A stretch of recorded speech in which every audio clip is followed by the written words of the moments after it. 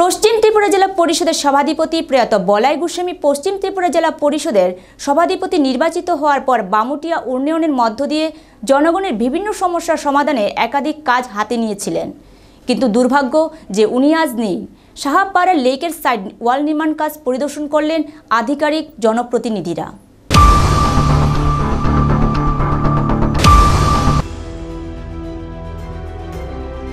পশ্চিম ত্রিপুরা জেলা পরিষদের সভাধিপতি প্রয়াত বলাই গোস্বামীর কাজগুলি সম্পূর্ণ করার জন্য বামুটিয়ার জনপ্রতিনিধি থেকে শুরু করে প্রশাসনিক আধিকারিকরা বিশেষ ভূমিকা পালন করছেন।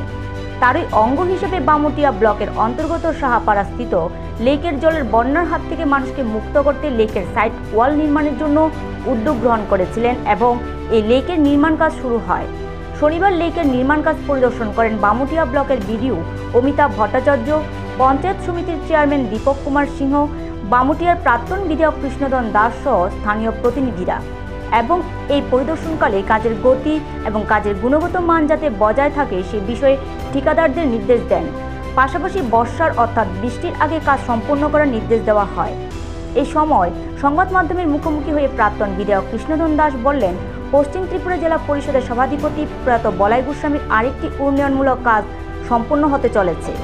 দীর্ঘ বাম আমলের অবৈজ্ঞানিক কাজের ফলে গান্ধীগ্রাম সহ পাড়া সহ বামুটিয়ার জনগণ বন্যার যে সমস্যায় ভুগছিলেন তা থেকে মুক্ত হতে যাচ্ছে। পাশাপাশি বিস্তারিত প্রতিক্রিয়া ব্যক্ত করেন তিনি।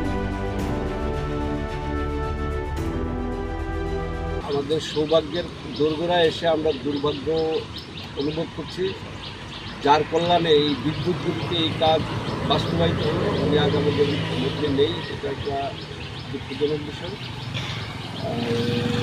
4 মাস সময়কালের মধ্যে উনি সাহাপাড়ার লেকের পাড় থেকে দুর্গাবাড়ি শ্মশানঘাট পর্যন্ত একটা ড্রেনের ব্যবস্থা কাজ ছেড়ে গেছেন, কমপ্লিট করে গেছেন। প্রায় 1,97,00,000 টাকার বাজেটে এই কাজটা হচ্ছে। আগে আমি ছোটোবেলায় দেখেছি এইখানে একটা কালভার্ট ছিল, এখানে জল চলার সুব্যবস্থা ছিল। বিগত দিনের ধারাবাহিকভাবে 25 বছর থাকাকালীন সরকার ব্যক্তির স্বার্থ রক্ষা করতে গিয়ে এইখানের এই কালভার্টটা এখান থেকে প্রায় 200 মিটার উত্তর দিকে সরিয়ে দেওয়ার কারণে ভদ্রপল্লী নামে যে পাড়াটা, এখানে প্রায় 30-35 পরিবারের বসবাস। বর্ষা আসলে বিগত 10-12 বছর যাবৎ বছরে 3-4 দিন জলমগ্ন অবস্থা থাকতো।